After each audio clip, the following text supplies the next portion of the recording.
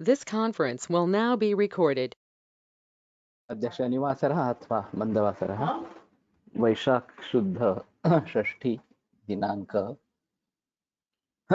7 मे 2022 रसरत्न समुच्चय अम्लपित्तनिदान शङ्खं चक्रं जलौकान् चारुदोर्भिश्चतुर्भिः सूक्ष्मस्वच्छातिहृद्यां शुकपरिविलसन् मौलिमं भोजनेत्रं कालाम्भोदोज्ज्वलाङ्गं कटितटविलसच्चारुपीताम्बराढ्यं वन्दे धन्वन्तरिं तन् निखिलगदवनप्रौढदावाग्निलीलम् प्रौढदावाग्निलीलम् ब्रह्मणो हि समारब्धाम् आत्रेयाद्येषु पूजिताम् अस्मदाचार्यपर्यन्तां वन्दे गुरुपरम्पराम् आयुर्वेदरतं वन्दे माधवाख्यं महागुरुम् आयुर्वेदामृतं सर्वं शिष्येभ्यो यः प्रदत्तवान् द्रष्टाज्ञानी दृष्टकर्मा कृतकर्मा तथैव च अध्यापकोऽभिषक्श्रेष्ठो महान् संशोधकः तथा गुणैरेतैः समुदितैः यत्कार्यं प्रतनोति सः समृद्ध्यर्थं हि कार्यस्य वयं नु प्रयतामहे सरस्वत्यै नमो यस्याः प्रसादात् पुण्यकर्मभिः बुद्धिदर्पणसङ्क्रान्तं जगदध्यक्षमीक्षते आत्रेयं प्रथमं वन्दे आयुर्वेदजगद्गुरुम् आयुर्वेदामृतं सर्वं गृहीत्वा हि सुरेश्वरात् अग्निवेशादिकेभ्यो यत् प्रेच्छत् मुनिसत्तमः प्रथमं तन्त्रकर्तारम् अग्निवेशं नमाम्यहम्।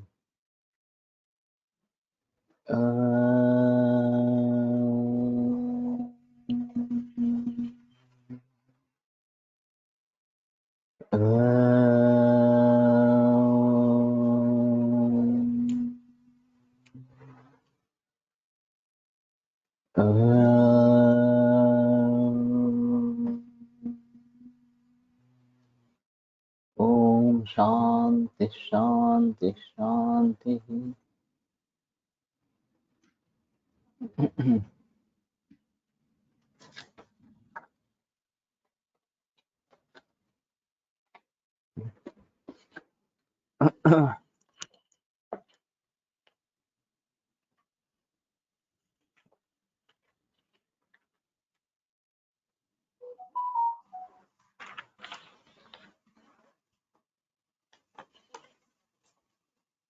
अम्लपित्तस्य लक्षण अम्लोद्गार वमी हस्त पाद रुत् कुक्षिदाहता अम्लपित्ते मुखम तिक्तम भवेत् शूलम अरोचकम।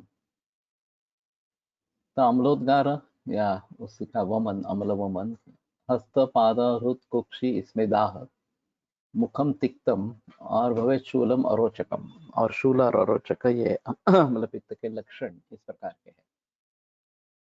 अथ अम्लपित्त चिकित्सा अम्लपित्ते तु वमनं तदन्ते मृदुरेचनम् ऊर्ध्वगं वमनैर्हन्यात् अधोगं रेचनैर्जेत् तिक्तभूयिष्ठम् आहारं पानं चापे प्रकल्पते। तो अम्लपित्त में वमन देना और उसके बाद में मृदु विरेचन देना। ऊर्ध्वगा अम्लपित्त वमन से दूर करे और आधप जो है वो विरेचन से उसको जीत ले। तिक्त भूयिष्ठम आहारम पानन चापे प्रकल्पित और तिक्त भूयिष्ठ इस प्रकार का आहार और पान ये इसमें योजना करे। अम्लपित्तेश वमनम पटोलारिष्टवारि भी तो वमन जो देना है वो पटोला और नींब इसके पानी के साथ देना है। ये काफी लोगों ने दिया इस प्रकार का है। विरेचनम त्रिवृतचूर्णम मधुधात्री फलैर्भवेत् विरेचन के लिए त्रिवृतचूर्ण मध और धात्री फल के साथ देना है। तो ये भी काफी प्रचलन में इस प्रकार का है। अथ लीला विलासः शुद्ध सूतम शुद्ध गंधम मृतम ताम्राभ्र रौप्यकम तुल्यांशम मर्दय नियामम रुद्ध्वा गलकुपुटे पचेत अक्षधात्री हरितक्याः कर्मवृद्ध्या विपाचयेत् अम्लेनाष्टगुणेनैव ग्राह्यम अष्टावशेषितम् जलेनाष्टगुणेनैव ग्राह्यम अष्टावशेषितम् अनेन भावेत् सर्वं पूर्वं सूतं पुनः पुनः पंचविंशतिवारां च तत् तावद्भिर्भृङ्गजैर्द्रवैः शुष्कं तच्चूर्णितं खादेत् पंचगुञ्जं मधुप्लुतं रसो लीलाविलासोऽयम् अस्य पित्तम् अम्लपित्तं नियच्छति। तो शुद्ध पारद, शुद्ध गंधक दोनों की कजली, ताम्र भस्म तथा रजत भस्म संभाग, इन सबों को खरल में 1 प्रहर तक मर्दन करे और सराव संपुट में बंद कर लघुपुट में पकावे। तो अंग शीतल होने पर निकाल कर खरल में पीस ले तथा बहड़ा 1 भाग, अवला 2 भाग, शुद्ध अथवा हर्रे 3 भाग, इन सबों को 8 जल में पकाकर अष्टमांश अवशिष्ट क्वाथ में मिलाकर भावित करे। इस प्रकार बार बार 25 बार भावित करे। इस प्रकार के भृंगराज के रस के साथ 25 भावना दे। इसके बाद उसको सुखा तथा चूर्ण बनाकर 5 गुंजा की मात्रा में मधु मिलाकर चाटे। यह लीला विलास नामक रस अम्ल पित्त को नष्ट करता है। तो ये उपलब्ध है बाजार में। अभी इसी तरीके से बनाते हैं या कुछ शॉर्टकट है, ये थोड़ा देखना पड़ेगा। वैद्य नानल सर, बापू नानल सर के प्रचलन में ये रस था और उन्हीं से मैंने भी इसको उठा लिया। खास करके अभ्रक और रौप्य ये दोनों इसमें है। तो ताम्र और पारद गंधक ये है इसमें, और त्रिफला की 25 भावनाएं और फिर भृंगराज की 25 भावनाएं इस प्रकार की है। तो अभ्रक होने के कारण जिन व्यक्तियों में मानसिक हेतु प्रबल होते हैं उनमें ये देना उचित है। अगर निरामावस्था है तो वसंत कुसुमाकर अच्छी दवा है, लेकिन सामावस्था अगर है तो सुवर्ण सूचक से कुछ हद तक काम चलता है, लेकिन लीला विलास ज्यादा अच्छा काम में आता है। और वैसे इसमें सुवर्ण नहीं है या सुवर्ण माक्षिक भी नहीं है, तो शायद इसकी बात बन सकती है। अभी इनका जो गायकवाड़ सर का नव्य सूच्यकर और शतयोग प्रबंध, ये उनकी किताब है। तो नव्य सूच्यकर में उन्होंने सुवर्ण माक्षिक डाला है और उनका कहना था कि ये बहुत अद्भुत दवा है इस प्रकार से, और बहुत सारे रोग में नव्य सूच्यकर का प्रयोग करते हैं। अभी मालूम नहीं, वो उनका लड़का प्रैक्टिस कर रहा था बाद में सोलापुर में, लेकिन अभी वो भी काफी बुजुर्ग हो गए होंगे। गौतम शाह सर उनकी बड़ी सराहना करते थे ये दायकाड़ वैद्य सोलापुर में। तो शायद इसमें अगर सुवर्ण माक्षिक मिलाते हैं अच्छा काम होगा। बाकी वही रखेंगे ये तुल्यांश उसी प्रकार में ये अगर कर सकते हैं तो शायद बात बनती है। तो मंगेश है क्या अभी? इसका वैसे बाजार में तो जो सर मिलता है वो हाँ ठीक है, बाजार में जो मिलता है वो क्या है एक बार देखना पड़ेगा।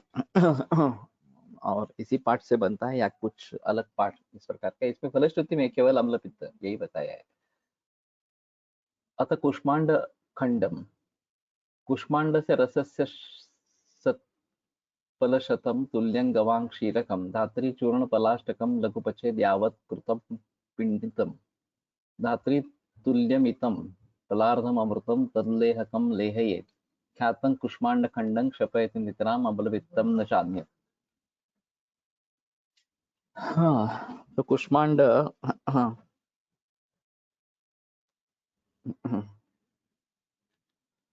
सफेद कुष्मांड का स्वरस सौपल रसस्य सत्पलशतम, तो उसका रस सौपल 5 किलो, गाय का दूध सौपल 5 किलो, धात्री चूर्ण पलाष्टकम लघुपचेत, आंवला का चूर्ण 8 पल। थोड़ा अजीब है। कुष्मांड स्वरस, दूध और धात्री चूर्ण, धात्री तुल्य सीतम, और जितनी धात्री है उतनी सीता डालनी है। पलार्धम अमृतम तलदेहकम लेहये, और अर्धपल की मात्रा में उसको सेवन करना है जब तक यह पिंड न हो जाए। इसके बाद आंवला के बराबर मिश्री की चाशनी बनाकर उसमें कुष्मांड पिंड को मिलाकर उसमें गुड़ुची का सत्व आधा पल 25 ग्राम या शुद्ध वचनाक का चूर्ण मिला दे। पलार्धम अमृतम तल लेहकम लेहयेत। तो अमृत का मतलब बचनाक भी हो सकता है, अमृत का मतलब गुड़ुची भी हो सकता है। गुड़ुची लेना बेहतर है इसमें अगर डालना ही है तो। यह प्रसिद्ध कुष्मांड खंड लेह अच्छी तरह अम्लपत्त को नष्ट करता है, इसमें संदेह नहीं है। कुष्मांड खंड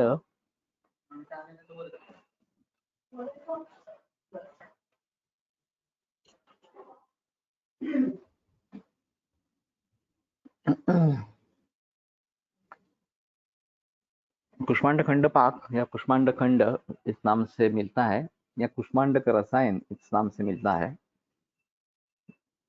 तो खास करके उरक्षत में या फिर अभी के पोस्ट कोविड कॉम्प्लिकेशंस में, खांसी और लंग फाइब्रोसिस वगैरह, इसमें कुष्मांड का रसायन का काफी प्रयोग मैंने किया है। अतः ताम्र द्रुति फलं नेपाल शुल्बस्य पत्राणि सुतनूनि च कृत्वा कंटकवेद्यानि कारयेत् तदनन्तरं कर्षयकं द्विगुणं ग्राह्यं क्रमात् सूतकगन्धयोः मर्दितस्य शिलाखल्ले रसे दन्तषठस्य वै तत्कल्कं पक्वं पङ्कवत् कृत्वा तेन पर्णानि सर्वशः लेपयित्वा शिलाखल्ले स्थापयेत् आतपे खरे यामैकेन समुद्धृत्य द्रवीभवति नान्यथा वान्तिं विरेचनं कृत्वा शुद्धकायो यथाविधि पूजयित्वा सुरान् दैवान् विप्रान् हेमाम्बराविधिभिः तां तृप्तिं वधूसर्पिभ्यां रक्तिकामाशकादिभिः लीढ्वा तत् पिबेत् तक्रं धान्याम्लकमथापि वा जीर्णे सायं समश्नीयात् शाल्यन्नन्तु पुरातनं सेव्यमानं निहन्त्येतत् अम्लपित्तं सुदारुणं सासंक्षयं तथा श्रेष्ठोषम् अर्थांसि ग्रहणं तथा कामलां पाण्डुरोगं च एकादशैव च रक्तपित्तं सखालित्यं शूलं चैवोदराणि च वातरोगं प्रतिष्ठां विदर्धिं विषमज्वरं सतताभ्यासे योगेन वलीपलितवर्जितः ताम्रवत् कुरुते देहं वलिपलितवर्जितं सर्वव्याधिविवर्जितं जीवेद्वर्षशतं सागरं द्वितीय इति भास्करः इति पित्तरोगचिकित्सा।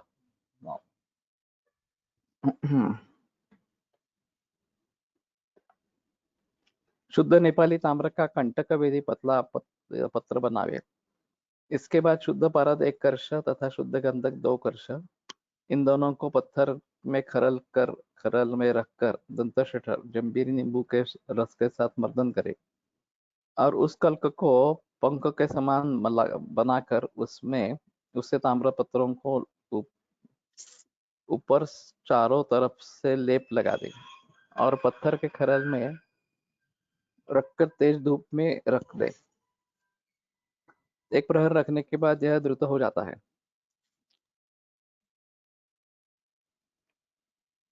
इसके बाद उसको निकाल कर रख ले। विधिवत मोमन विरेचन द्वारा शरीर की शुद्धि करने के बाद देवता वैद्यता ब्राह्मणों को सोना तथा वस्त्र आदि से विधिवत पूजा कर इस द्रुति की 1 रत्ती से 1 मास तक की मात्रा में अवस्था के अनुसार मधु तथा घृत से के साथ चाटे और मट्ठा पान करे। धान्याम्लकम अथापि वा या धान्याम्लक पान करे। औषध के पच जाने के बाद सायंकाल पुराने जड़हन धान की भात भक्षण करे। यह ताम्रवती रस सेवन करने से भयंकर अम्लपित्त को नष्ट करता है। यह कास, क्षय रोग, शोथ, अर्श रोग, ग्रहणी विकार, कामला, पांडु रोग, ग्राह प्रकार के कुष्ठ रोग, रक्तपित्त, खालित्य रोग, शूल, उदर रोग, वात रोग, प्रतिष्ठाय, विदर्दी, विषम ज्वर तथा निरंतर अभ्यास करने से वली पलित रोग को नष्ट करता है। यह सभी रोगों से रहित ताम्र के समान शरीर को बना देता है। इसके सेवन से द्वितीय भास्कर की तरह प्रकाशित होकर 100 वर्ष तक जीवित रहता है।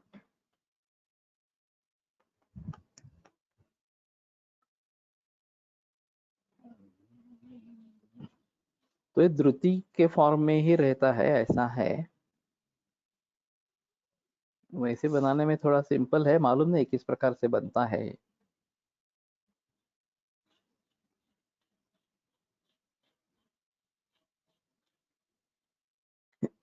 फलश्रुति का ताम्र द्रुति द्रुति रस, ताम्र द्रुति। हम्म, हाँ, तो ताम्र पत्र बना के कंटक विधि, उसमें सूतगंधक और उसमें ये भावना देके, जम्बेरी नींबू की भावना देके कल्क बना के उसका लेप करना है और सिर्फ सुखा देना है, तेज धूप में रख दे।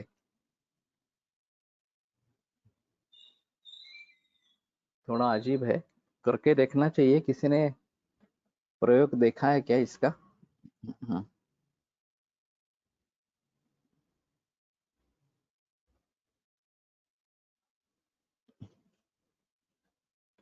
हाँ, तो मालूम तो नहीं है इस प्रकार से।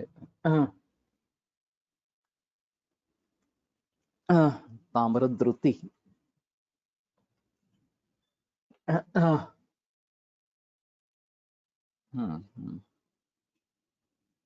तो देखेंगे। मंगेश, ट्राई कर सकते हैं इसको बनाने का, क्या होता है मालूम नहीं है, कैसे बनता है, क्या होता है ये प्रयत्न करू कि। शकतोय सर. हाँ, तो ट्राई करके देखेंगे, अगर बनता है तो कुछ अलग प्रकार का रहेगा। तो पित्तांत करस, पित्त रोग चिकित्सा। मृतसूतापर मुंडार्क तीक्ष्ण माक्षिक तालकम गंधकंच भवेत् तुल्यम यष्टि द्राक्षामृताद्रवैः जलमंड पिकावासा द्रावै क्षीरविदारिजैः दिनैकमर्दयन् खल्दे पिताक्षौदरयुतावटी निष्कमातनं निहन्त्याशु पित्तं पित्तज्वलं क्षयं दाहं तृष्णां भ्रमं शोषं वेगात् पित्तान्तको रसः स्थिता क्षीर पिबेच्छानु यष्टिं सीतान्विता जलैः पिबेद्वा पित्तशान्तर्थं शीततोयेन चन्दनम्।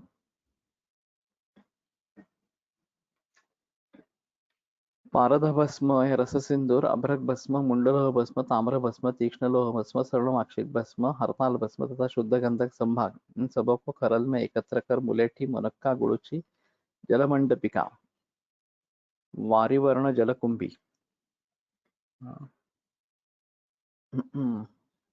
वासा, अड़ूसा तथा विदारी, क्षीर विदारी कंद, इन सबों के स्वरस या क्वाथ से अलग अलग एक एक दिन मर्दन करें और मिश्री तथा मधु मिलाकर एक एक निष्क 4 ग्राम की बट्टी बनाकर तथा सुखाकर शीशी में रख ले और इसके बाद में इसमें से एक बट्टी 2 सेवन काल के अनुसार सेवन करें।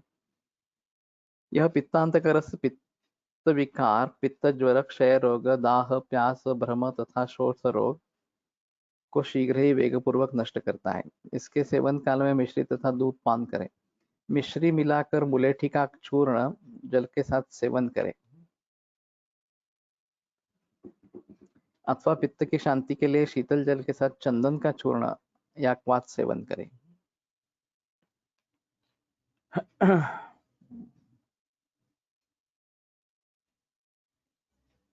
तो ये भी कर सकते हैं।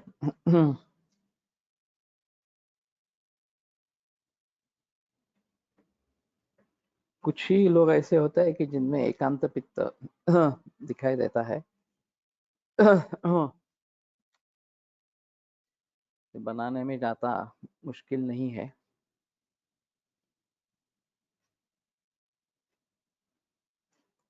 क्षयम। तो ये भी देखते हैं। अत दशसारम यष्टि द्राक्षा फलम धात्र्या लेला चंदन वालकम मधुक पुष्पम खर्जूरम दाड़िवा प्रेषयेत् समम सर्वतुल्या सिता योज्या फलार्धम भक्षयेत् सदा दशसारमिदं ख्यातं सर्वपित्तविकारजित् मेहतृष्णारतिश्चैव दाहं मूर्छां ज्वरंजयेत्। ये भी सिंपल है।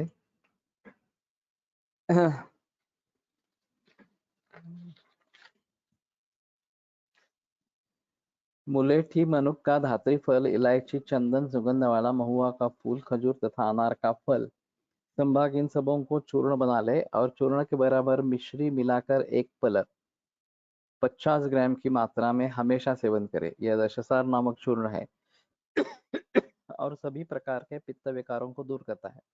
प्रमेह, तृषा, अरति, दाह, मूर्छा तथा ज्वर को नष्ट करता है।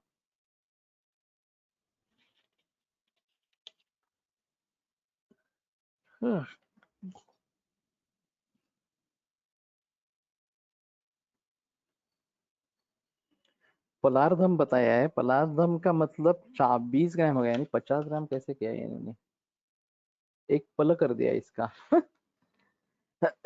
हाँ,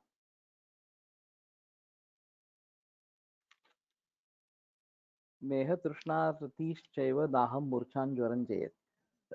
जैसे द्राक्षादि हिम आया है ज्वर चिकित्सा में, उसी प्रकार का पाठ है। उसमें जो ज्यादा द्रव्य है, इसमें कम है थोड़ी।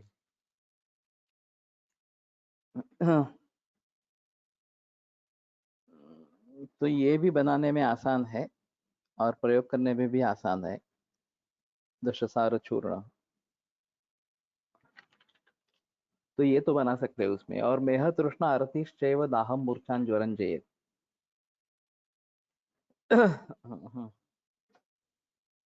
तो उस हिसाब से अच्छा रहेगा। इति श्री वैद्यवती सिंहगुप्तस्य सूनोर् वाग्भटाचार्यस्य कृतौ प्रसरत्नसमुच्चय विदरधि वृद्धि गुल्म यकृत प्लीह शूल काश स्थौल्य अष्टीला प्रत्यष्टीला जलकूर्म वैकृतानाहांच पित्तम पित्त चिकित्सानाम अष्टादशोऽध्यायः। 18वां अध्याय यहाँ पे पूरा होगा। एकोनविंशतिध्यायः। एकोनविंशोऽध्यायः। तो 19वां अध्याय जलोदरादि चिकित्सा। उदरम सज्जनम यस्य सदोषम बस्तिवर्जितम बलिवर्जितम बलिवर्जितम श्वेतुपादय शोथः क्या जलोदर लक्षणम। बलि नहीं तो बलि होना चाहिए ये। तो उदर सजल और सदोष और बलिवर्जित इस प्रकार का। और पादयो श्वेतु शोफः, और दोनों बताए हैं, श्वेतु शोफः। जनरली शोफ वातज बताया जाता है, श्वेतु पित्त कफज इस प्रकार का बताया जाता है। दोनों बताए हैं। स्यात् जलोदर लक्षणम, तो ये जलोदर का लक्षण है। व्यवहार में क्लासिकल उदर जो है वो इसी प्रकार से होता है कि पानी भरा हुआ है और वली नहीं आतन्य आतत इस प्रकार की वो त्वचा होती जाती है। और पादशोफ ये लक्षण काफी बड़ी मात्रा में दिखता है। लेकिन अभी कैंसर के जरिए जल में उदर में जल संचिति हो जाती है और इसमें पादशोथ लक्षण नहीं होता। लिवर सिरोसिस में तो हम देखते हैं कि पादशोथ और अग्निमांद्य ये प्रधान इस प्रकार का होता है। लेकिन कैंसर वाले मरीज में चाहे प्राइमरी हो या सेकेंडरी हो, यकृत का कैंसर हो या फिर दूसरे किसी कोलन का वगैरह कैंसर है और यकृत में मेटास्टेसिस हो गया है वगैरह इस प्रकार से, तो उदर में जल संचिति हो जाती है। ओवेरियन कैंसर में भी इस प्रकार से दिखाई देते हैं। और इसमें पादशोथ नहीं रहता। तो पादशोथ नहीं है लेकिन उदर में जल संचित है, तो जरूर कैंसर के बारे में सोचना है। ये और इन्वेस्टिगेशन करने पर तो पता चलता ही है, इसमें कोई संदेह नहीं है। अगर क्लासिकल उदर है यकृत बाल्य उदर इस प्रकार का, तो सोनोग्राफी करते समय पानी नहीं लेना बल्कि दूध लेने के लिए कहना। उनका कहते हैं कि घर से ही दूध लेके जाए दूध पी के, और वहां जरूरत पड़े तो दूध ही पिए। पानी पीने से फिर से उदर बढ़ जाता है और वो बहुत बड़ी मात्रा में पानी पीना आवश्यक इस प्रकार का हो जाता है। दूसरी ऐसी चीज है कि अगर पानी बहुत ही ज्यादा है और टैपिंग करना है तो फिर आयुर्वेद के अस्पताल में टैपिंग कराए, ये जहाँ पे हम बता सकें कि सलाइन नहीं देना है।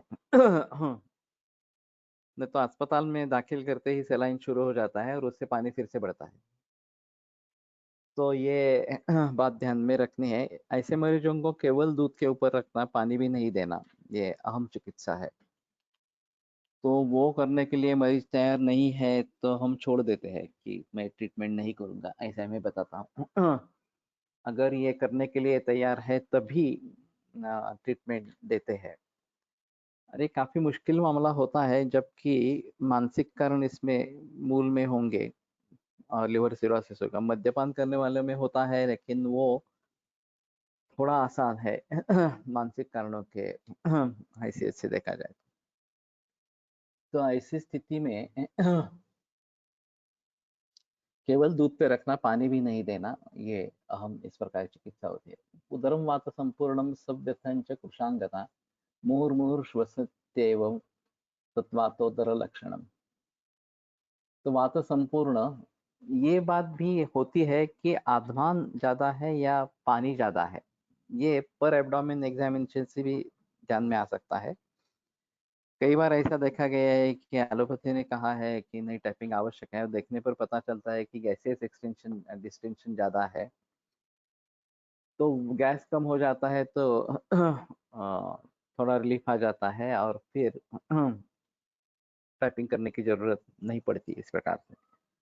तो पानी है या वायु है, ये देखकर निर्णय करें। अगर पानी ही बहुत है, 2-2.5 लीटर 3 लीटर इस प्रकार का अगर पानी है, तो पानी निकाल लेना और फिर उधर पट्ट बंद करना, वटपत्र पट्ट बंद करना ये जरूरी होगा। और केवल दूध पे रखना, ये जरूरी इस प्रकार का होगा। चाहे क्लासिकल उधर हो चाहे कैंसर हो, दूध पे रखने में कोई प्रत्यवाय नहीं है, और वही अच्छी चिकित्सा है, दूध पर रखना, कैंसर हो तो भी और जलोदर हो तो भी। तो इसलिए इसमें वातोदर है,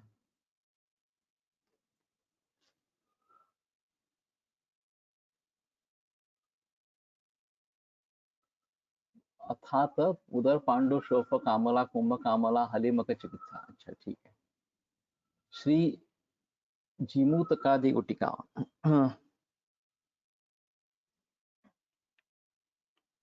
जीमूतकादि,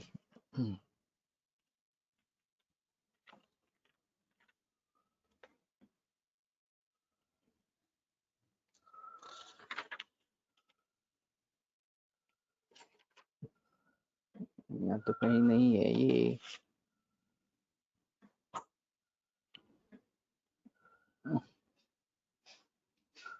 अष्टो निस्तुष जीमूतलोह रसगंध शिला। हाँ है। जीमूतलोह रसगंध शिला ताम्र व्योषाग्निकुष्ठ मुशली विषदीप्य चूर्णम निम्बूक नीर लुलितम कुटकी कृतं तत् भुक्तं निशासु मधुना सकलोदरग्रहम। निशासु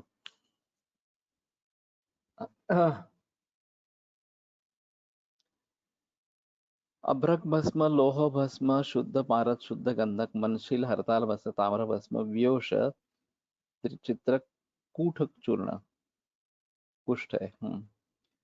मुशली चूर्ण, ये थोड़ा और है। मुशली विष शुद्ध बचनाक चूर्ण तथा अजवाइन चूर्ण, संभाग इन सबों को एकत्र कर नींबू के रस में घोटकर बटी बनाए। रात्रि में शहद से खाने पर सभी प्रकार उदर रोग नष्ट करते हैं। आसान है। उदरघ्न रस, ये विरेचन करने वाली होगी।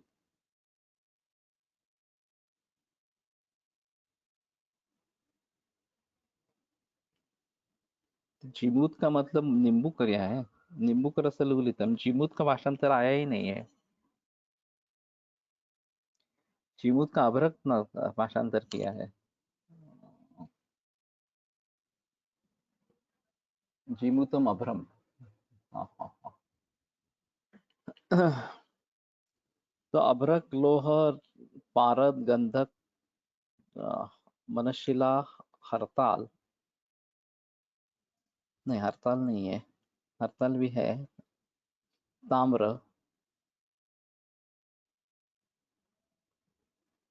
आल है, हाँ तो हड़ताल है। ताम्र, व्योष अग्नि कुष्ठ मुशली,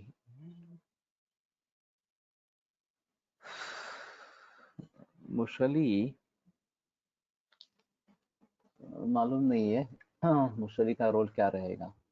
वायू संचिती पेरिटोनियल कॅव्हिटी मध्ये असते की अंतरामध्ये की दोन्ही ठिकाणी? मुश्किल है, लेकिन जब स्नेहन स्वेदन करते हैं तो वायु का निस्सरण होता है, तो ये अंतर में होती है, ऐसा ही होगा।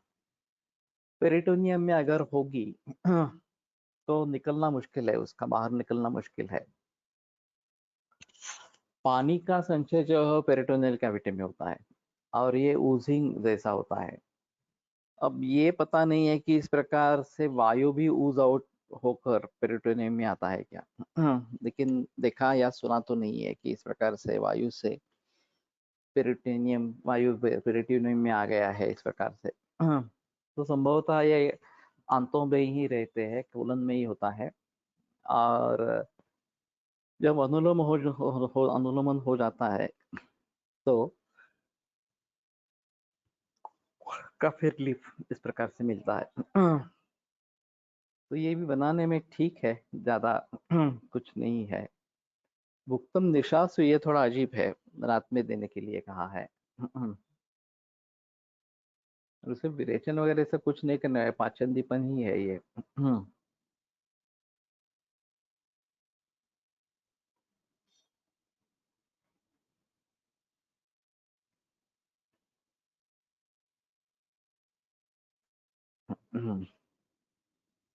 तो उदरग्न रस इस प्रकार से बताया है, तो ये बनाते हैं, देखते हैं क्या होता है इस प्रकार से।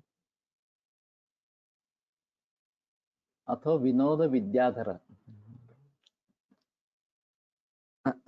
रसेन्द्र बलिटङ्कणैः स जयपालबीजैः समैः रससमृद्धितो भवेत् खलु विनोद विद्याधरः पयोगुणयुतो हरेत् सकलरैचनीयापमां नेचनीयामया ज्वरञ्च जठरामयान् गुदगदं सशूलं नृणाम् रसेन्द्र बलिकङ्कणैः स जयपालबीजैः समैः। ये पृथ्वीवृत्त है। सम्यक् विरेचनाभावे मुद्गकाथं पिबेदनु मेधाधिक्ये पिबेत्तकरं भेदाधिक्ये पिबेत्तकरं बर्बूराणां त्वचो रसम। शुद्ध पारस, शुद्ध गंधक, शुद्ध टंकन तथा शुद्ध जयपाल बीज का चूर्ण संभाग, इन सबों को एकत्र कर मर्दन करे, ये विनोद विद्याधर नाम का रस है। यह जल तथा गुड़ के साथ सेवन करने से सभी विरेचन से दूर होने वाले रोग को दूर करता है। विरेचनीयामयान, विरेचनीयामयान, ओके। यह मनुष्य के ज्वर, उदर रोग, गुदर रोग, अर्श रोग तथा शूतरोग को नष्ट करता है। अच्छी तरह विरेचन होने पर इसके सेवन करने के बाद मुद्गा का यूष पान करे। अधिक विरेचन होने पर मट्ठा पान करे तथा बबुल की छाल का रस पान करे। तो जयपाल ही वास्तव में है जो विरेचन है, और सिर्फ कॉम्बिनेशन है। विनोद विद्याधर रस, नाम भी अजीब है।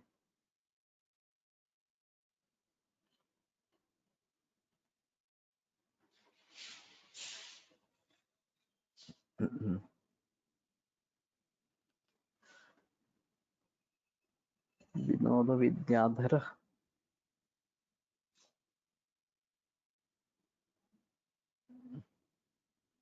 नाम से कुछ पता नहीं चल रहा।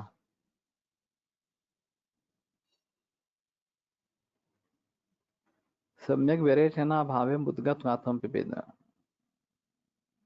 भाषांतर में अच्छी तरह विरेचन होने पर इसके सेवन करने के लिए के बाद मूंग का युष पान करें। मूल ग्रंथ में विरेचन अगर ठीक तरीके से होता नहीं है तो मुद्ग युष का पान करें, ऐसा है।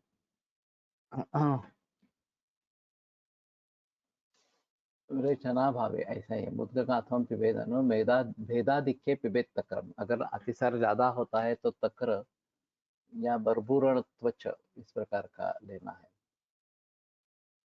अथ दंती बीजादि,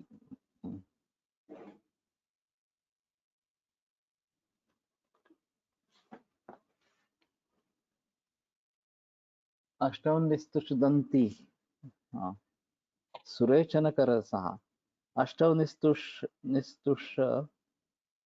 निस्तुषदन्ति बीजमपि चेत् शुण्ठ्यास्त्रयो गन्धकात् द्वौ मरीचस्य रसञ्च एकैकभागं पृथक् मुञ्जामात्रमिदं सुविरेचनकरं देयञ्च शीताम्बुना शोफं गुल्मजलोदरं प्रशमयेत् गृहामयघ्नं परम्। छिलका रहित जयपाल 8 भाग निस्तुष पद निस्तुष दंती बीजम अपि 17 भाग शुद्ध गंधक 2 भाग मरीच 2 भाग शुद्ध टंकन 6 भाग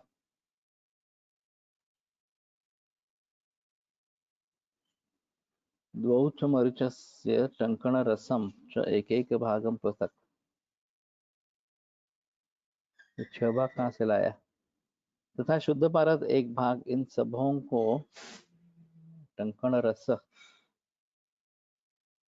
एकत्र मर्दन करे और एक एक गुंजा की बट्टी बनाए तथा शीतल जल के प्रयोग करे। यह अच्छी तरह विरेचन करता है। यह शोध गुल्म रोग जलोदर तथा प्लीहा रोग को अच्छी तरह नष्ट करता है। तो विरेचन का ही है। अष्टौ निस्तुषदन्ति बीजमपि चेत् शुण्ठ्यास्त्रयो गन्धकात् द्वौ च मरीचस्य शुण्ठ्या त्रया गंधक के 2 भाग मरीच के 2 भाग टंकण रसंच एक भागम पृथक। टंकण और रस एक भाग ऐसा होना चाहिए। 6 भाग कहाँ से किया? शुद्ध टंकण 6 भाग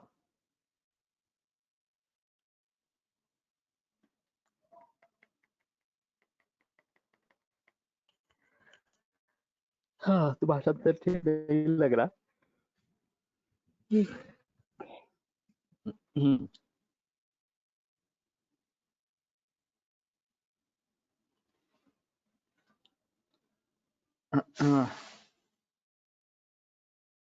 जो दंती का है जयपाल ज्वर वात रोगामृत मृत्युंजय रसा विक्षारं त्रिषणं पंचलवणं शतपुष्पिकां समभागमिदं सर्वं पटचूर्णं समाचरे तत्तमो रसगन्धौ च कृत्वा कज्जलिकां शुभां सर्वम् एकत्र सन्मेल्य वर्धये दिवसत्रये। अथ मृत्युंजयो अयं मृत्युंजयो नाम्ना रसः शीघ्रफलप्रदः कथितो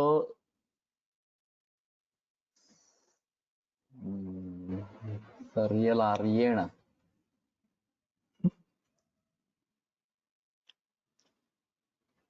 मलयार्येण अच्छा मलयार्येण सन्निपातः परम सन्निपाते प्रयुक्तं रक्तिका पंचमात्रिकः चित्रकार्धक सिंधुत्त कटुभिर्वा समन्वितः पीततोयं त्रिदोषार्थं निर्वाते वासयेत्ततः दध्यं पथ्योदनं देयं याचमानाय नान्यथा गुणो न जायते यस्य तस्य देयो रसः पुनः हन्यात् वातगदं तथा कफगदं मन्दानलत्वं ज्वरं शूलं सर्वमहामयान् जठरजा पीडा यकृत् पाण्डुताम् क्षोत्वं गुल्मरुजं तथा ग्रहणिकां प्लीहामयं विग्रहं वान्तिं गुल्मकृतां सकाशमभितः श्वासं च हिक्कामपि। फलश्रुति काफी वाइड है। दोनों क्षार सज्जिक क्षार यवक्षार त्रिषण 5 लवण तथा सौंफ इन सबों को कपड़छान चूर्ण बना ले तथा सभी चूर्ण के बराबर समभाग शुद्ध पारद तथा शुद्ध गंधक कज्जली बना ले और सभी चूर्ण तथा कज्जली को एकत्र खरल में 3 दिन तक मर्दन करे। यह मृत्युंजय नाम का रस है और शीघ्र ही फल को देने वाला है। मलयाचार्य का कहना है कि यह मृत्युंजय रस संधिपात रोग को अच्छी तरह दूर करता है। संधिपात रोग में इस रस को 5 रत्ती की मात्रा में चित्रक मूल चूर्ण अदरक सोरा सेंधा नमक या त्रिकटु चूर्ण मिलाकर प्रयोग करें। इसके लेखन के बाद जल पी लेने पर त्रिदोष के रोगी को वातरहित स्थान में रखे। इसके बाद यदि खाने को मांगे तो दही भात दे, यदि न मांगे तो न दे। यदि औषध देने पर कोई लाभ न हो तो इस रस को पुनः दे। यह वातजन्य रोग, कफजन्य रोग, मंदाग्नि, ज्वर, शूल, सभी महान रोग, उदर रोग, अन्य पीड़ा, उदर रोग जन्य पीड़ा, यकृत विकार, पांडु रोग, शोथ, गुल्म रोग, ग्रहणी विकार, प्लीहा रोग, विडग्रह, विबंध कब्ज, गुल्म तथा वमन, कास, श्वास, गुल्मजन्य वमन, कास, श्वास तथा हिक्का को भी अच्छी तरह दूर करता है। बनाने में आसान है।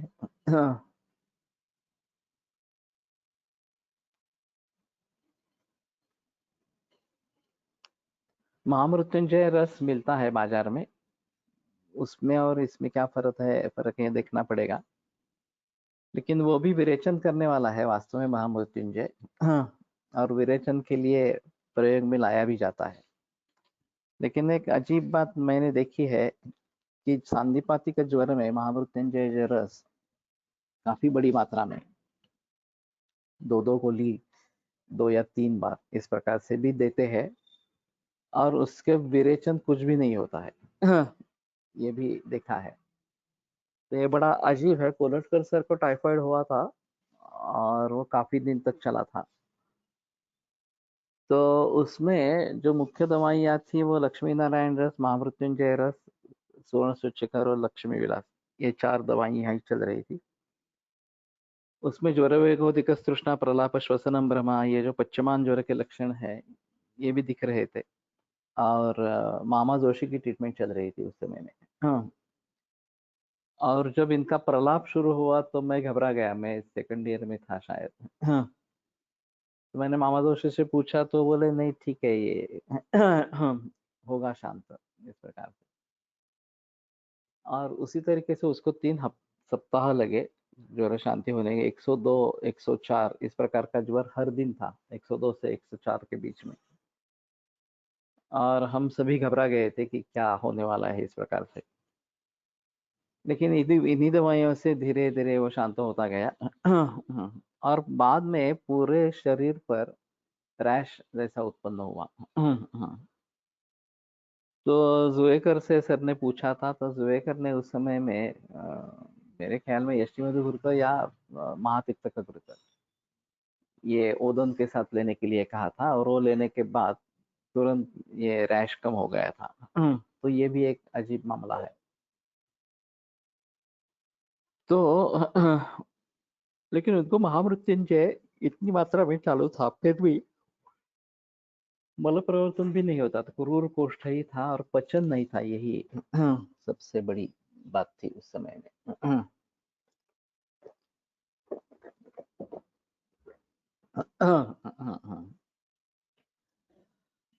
और शायद ये बात थी कि शाम का खाना जो भी कुछ बनता था वो रेगुलर खाना नहीं बनता था, पोहा उपमा वगैरह इस प्रकार से बनता था। बाद में उन्होंने वो छोड़ दिया और दाल चावल वगैरह खाना शुरू कर दिया। लेकिन क्लिनिक शुरू होने से पूर्व ही भोजन करके, स्नान संध्या करते, भोजन करके फिर ये क्लिनिक में जाते थे इस प्रकार से शाम 6 बजे तक। और फिर 10, साढ़े 10, 11 बज जाते थे क्लिनिक में। लेकिन ये 3 सप्ताह तक ये ज्वर 102 से 104 तक रहा था। ये काफी डरावने वाली इस प्रकार की बात थी। अभी महामृत्युंजय रस के नाम से इसी का अगला वर्जन मिलता है या अलग है? मृत्युंजय रस और महामृत्युंजय रस ये देखना पड़ेगा। और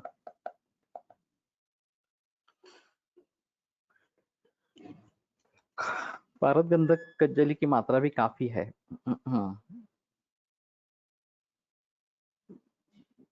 मलयार्येण दूध आलं असेल। तो ठीक है, उसके बारे में थोड़ा देखना पड़ेगा, ये भी बनाएंगे वो बेहतर रहेगा इस प्रकार से।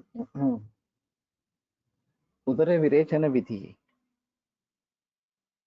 आदौ सर्वोदराणांच देयमुक्तं विरेचनं गौमूत्रैर्वात गोक्षीरैः योज्यम एरंडतैलकम कर्षमात्रम प्रयत्नेन शुद्धे देयो रसः पुनः। तो शुरू में विरेचन ही देना है और वैसे दोषाति मात्रोपचय नित्यमेनं विरेचयेत्, ये प्रख्यात श्लोक है। तो विरेचन निरंतर देते रहना चाहिए, हर रोज विरेचन हो, अशक्ति न हो लेकिन 4-5 तो द्रवमूल हो, इस प्रकार से काफी मरीजों में किया जाता है और उसी से उदर विकार की शांति होती है। तो ये काफी मुश्किल इस प्रकार का होता है कि ये डिफिकल्ट इस प्रकार का डिसीज है करने में, ठीक करने में। मामा जोशी का लेख था एक है उदंड चिकित्सिली उदरे, इस प्रकार से मामा जोशी का इसमें विशेष अनुभव था और प्रामुख्य से दुख पर रखना और विरेचन चिकित्सा देना, यही बात होती थी।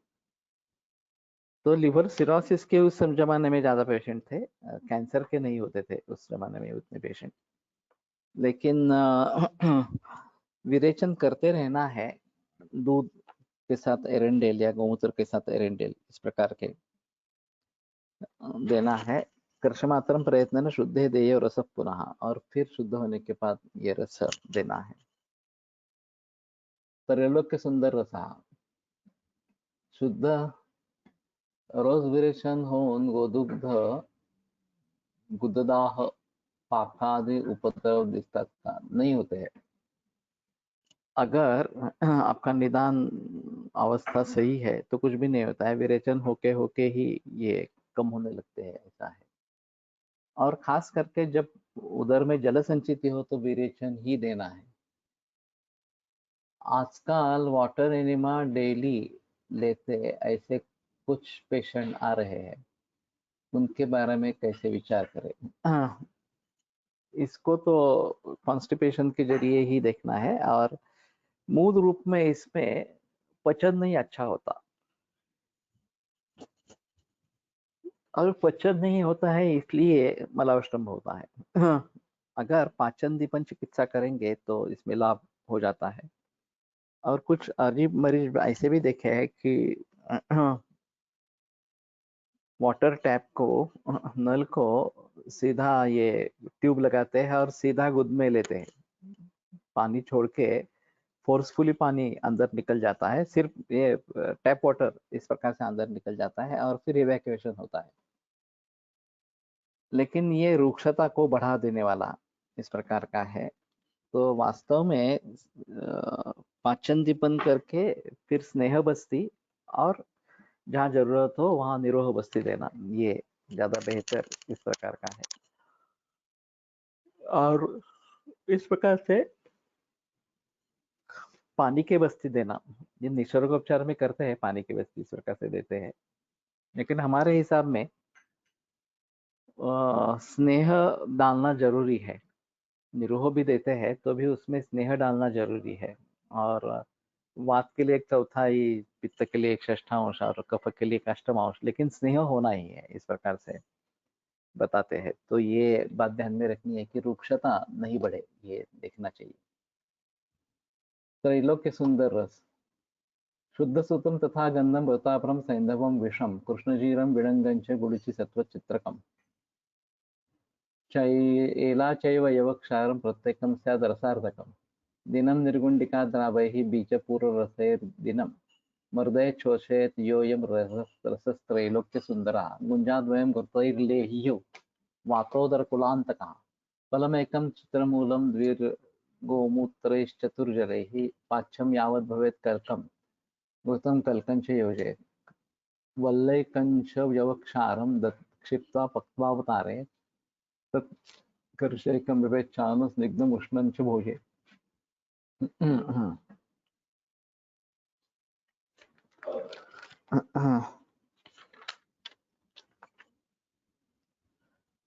शुद्ध पारद 1 भाग, शुद्ध गंधक आधा भाग, दोनों की कचली, अभरक भस्म, सेंधा नमक, शुद्ध वचनाक, विष, काला जीरा, बिडंग, गुड़ुचि सत्व, चित्रकूल, इलायची तथा वयवक्षार आधा आधा पल, का चूर्ण इन सबों को खरल में रखकर निर्गुंडी के रस के साथ एक दिन तथा नींबू के रस के साथ एक दिन मर्दन करे और सुखाकर रख ले। यह त्रैलोक्य सुंदर रस है। इस रस को 2 गुंजा की मात्रा में घृत के साथ चाटें। यह वातोदर रोग के समूहों को नष्ट करता है। इसके सेवन काल में चित्रक मूल 1 पल, गोमूत्र 2 पल और जल 4 पल इन सब के साथ पाक करे और कल्क तथा घृत मिलावे। इसके बाद उसमें यवक्षार का 1 वल्लभ मिला दे और पकाकर उतार ले। इस घृत को त्रैलोक्य सुंदर रस से सेवन करते समय करने के बाद 1 कलश की मात्रा में पान करे और स्निग्ध तथा उष्ण भोजन करे। हाँ, तो ये सिद्ध घृत ही है। हाँ, चित्रक मूल, गोमूत्र, जल और फिर बाद में क्षार, यवक्षार और घृत।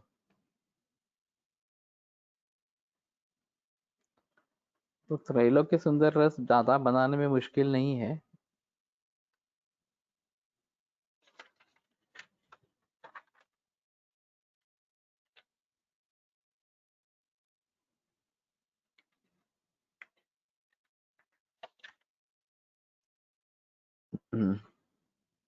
तो जहां आत्मान ज्यादा है वातोदर में, उसमें शायद इसके बारे में सोच सकते हैं। इंटेस्टिनल ऑब्स्ट्रक्शन जब होता है तो ये काफी मुश्किल समस्या हो जाती है। और पुरीशज अनाह,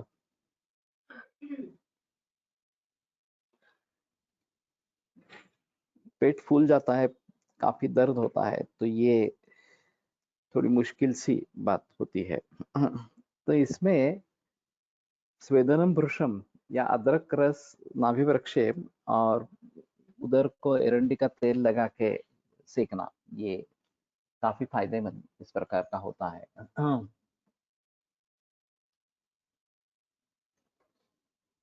अथ महावह्निरस चतुस्सूतस्य गन्धोष्टौ रजनी त्रिफला शिवा प्रत्येकञ्च द्विभागं स्यात् त्र्युष जीरकदन्तिकाः प्रत्येकमष्टभागं स्यात् एकीकृत्य विचूर्णये जयन्ति स्नुक् पयोभृङ्ग वह्नि वातारितैलकैः प्रत्येकेन क्रमात् भाव्यं 7 वारं पृथक् पृथक् महावह्निरसो नाम निष्कम् उष्णजलैः पिबेत् विरेचनं भवेत् तेन तक्रभक्तं च सैन्धवम् दिनान्ते योजयेत् भोजयेत् पथ्यं वर्जयेत् शीतलं जलम् नाभ्युत्तरे जलस्रावं कुर्याद् हन्ति जलोदरम। नाभ्युत्तरे,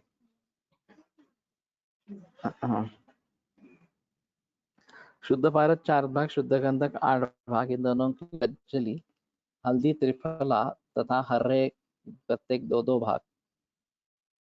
त्रिफला और रजनी त्रिफला शिवा अलग से आई है। त्रिषण जीरा तथा दंती बीज 8-8 भाग, इन सबों को 8-8 भाग एकत्र कर और चूर्ण करने योग्य द्रव्यों का चूर्ण बना ले और कज्जली को मिला दे। इसके बाद जयंती स्वरस, सेहुंड का दूध, भृंगराज का स्वरस, चित्रक मूल का क्वाथ तथा एरंड का तैल, इन सबों के प्रत्येक के साथ अलग अलग 7 बार भावित करें। यह महावन्नी रस है। इसकी एक निष्क 4 ग्राम की मात्रा में गर्म जल के साथ पान करें। इसके सेवन करने से विरेचन होता है। विरेचन होने के बाद सेंधा नमक मिलाकर मट्ठा भात दिन के अंत में भोजन कराए और शीतल जल वर्जित कर दे। इसके प्रयोग करने पर भी उदर के जल का शोषण न हो तो नाभि के उत्तर भाग में भेदन कर जल स्नान कराए। भेदन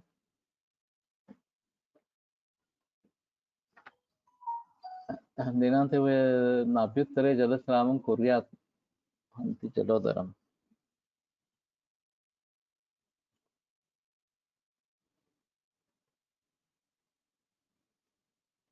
इसके सेवन काल में गुड़ तथा सौंठ का चूर्ण 1-1 पल की मात्रा में प्रयोग करें। यह सभी प्रकार के उदर रोगों को नष्ट करता है।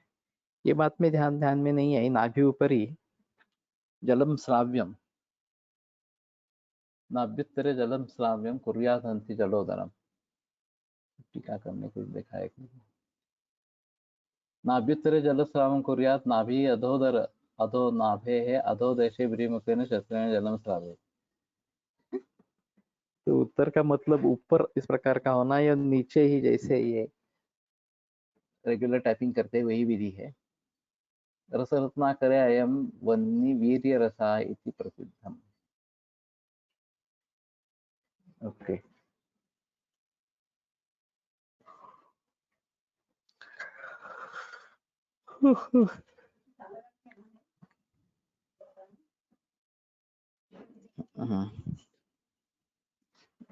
तो ठीक है, बनाने में ज्यादा आसान कठिन नहीं है। विरेचन का ही योग है। महावन्य रस। ठीक है, आज यहीं पे रुकते हैं। सोमवार को चरक लेकर आगे बढ़ेंगे। आयुर्वेद प्रकांडो निगदितैः हि शल्यतंत्र प्रधानः शिष्येभ्यः शाश्वतोऽयं निखिलजनकृपा व्याप्तचित्तेन येन आयुर्वेदस्य वाञ्छन् पुनरपि भुवने ताञ्च सुष्ठु प्रतिष्ठां श्रेष्ठं धन्वन्तरिं तं प्रणमति च सदा वैद्यवर्गो हि नूनम्। वैद्यवर्गो हि नूनम्।